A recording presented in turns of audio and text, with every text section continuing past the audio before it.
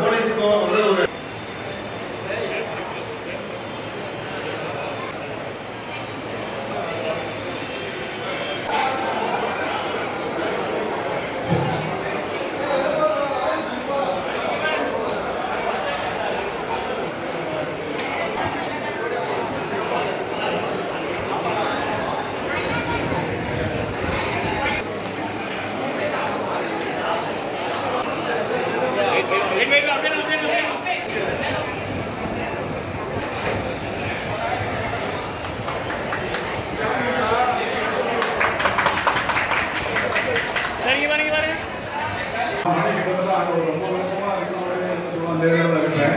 ஒரு காவல்துறை ஒரு ஆளாக இருந்தால் வேலை எடுத்துட்டு ஒவ்வொருத்தரும் போலீஸ் மாதிரி நின்று உதவி பண்ணுவாங்க.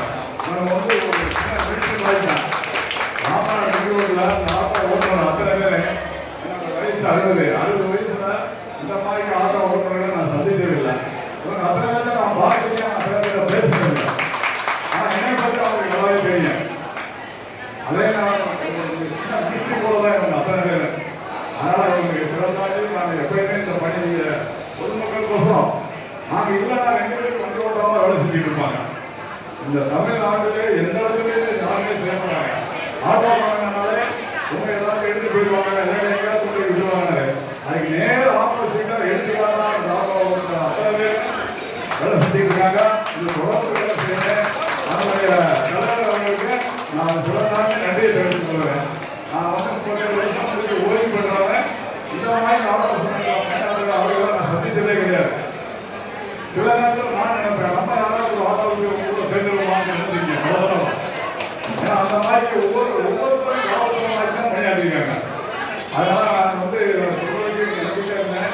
எனக்கு வெறும் அத்தனை பேருமே வந்துட்டாங்க. ஆட்டோ ஓட்ட விட்டு அத்தனை பேருமே வந்துட்டாங்க.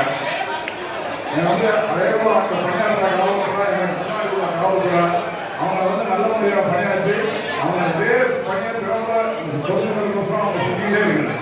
ஏதாவது டூட்டியில் போலீஸ் இல்லைனாலே அந்த போலீஸ் 2 பேர் 3 பேர் அவங்க தான் இன்ட்ரெஸ்ட் எடுத்து செஞ்சுட்டு இருப்பாங்க.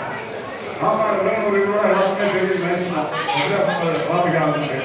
அதனால் திரும்ப உள்ள அவங்களுக்கு நான் பணி ஓய்வு காவல்துறை சார்பாக அவங்களுக்கு பணம் பேருக்கு